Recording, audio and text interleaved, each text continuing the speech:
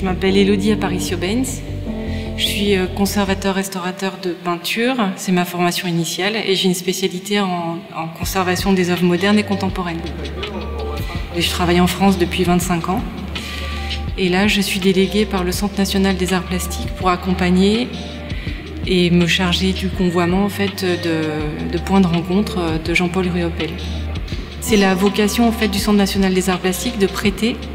C'est une institution française qui a vocation à acquérir des œuvres et à les laisser en dépôt. Enfin, il n'y a pas de musée en fait pour cette institution. Donc ils prêtent beaucoup et le principal problème, c'est effectivement le voyage et le transport des œuvres, leur installation aussi.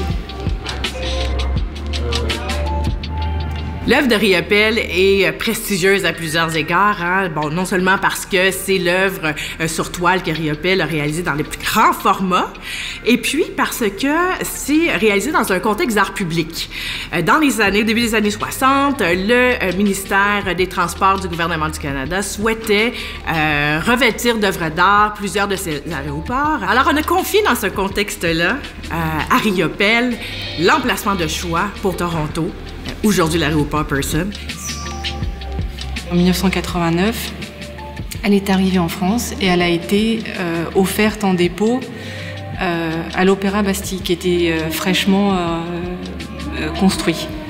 Donc voilà, et donc c'était le point de rencontre qui était au vis-à-vis de la Bastille, donc l'endroit précis qui symbolise la Révolution française. Donc l'œuvre est partie de l'Opéra Bastille pour être présentée notamment au Musée des Beaux-Arts de Montréal en 2021 lors d'une importante exposition dédiée à l'artiste sur la nordicité et la culture autochtone. Et ensuite, elle a été présentée à Rideau Hall, dans les bureaux de la gouverneure générale du Canada. Ce qui est particulier aussi, c'est qu'il a réalisé cette œuvre-là à Paris, mais il n'y avait pas d'assez grande toile pour son ambition d'avoir une très, très grande toile. Donc, il a décidé de prendre 5 panneaux et de faire un assemblage de différents éléments. Et c'est pour ça aussi que le titre, à point de rencontre, on ajoute quintette.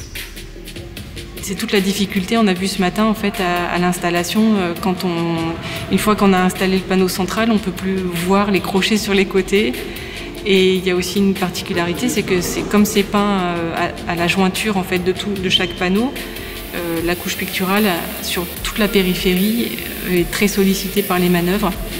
Oui, c'est comme on va faire dans la même façon. Ils ont une continuité en fait. Ils voulaient que effectivement ce soit une seule image, une image qui est abstraite. On est d'accord. Il y en a certains qui voient des personnages, mais en fait il n'y a pas vraiment de représentation. Moi, quand on me dit que c'est une œuvre abstraite, j'ai beaucoup de difficultés à y croire. Non seulement parce que Riopelle ne croyait pas tant que ça à l'abstraction, c'était une manière, dans sa création, de rendre compte de quelque chose, que ce soit une émotion, un état ou la nature. Et dans ce cas-ci, pour moi, c'est évident que c'est la figuration d'un hibou, un motif qu'il a traité de multiples manières, dans multiples œuvres, tout au long de sa carrière. J'y vois Don Quichotte, moi. Je ne sais pas si c'est un effet de chapeau en fait, du personnage qui sort de la masse colorée. Quand j'ai vu l'œuvre installée tout à l'heure, j'ai été absolument subjuguée par le gigantisme de cette œuvre-là. Non seulement par ses dimensions, certes, mais par le sujet, par la couleur qui est absolument particulière chez Riopelle. Et j'espère vivement que les gens vont pouvoir ressentir cette majestuosité-là. Puis c'est en fait un prélude à la majestuosité de l'espace qu'on va vouloir offrir au public lorsqu'on va ouvrir l'espace Riopelle.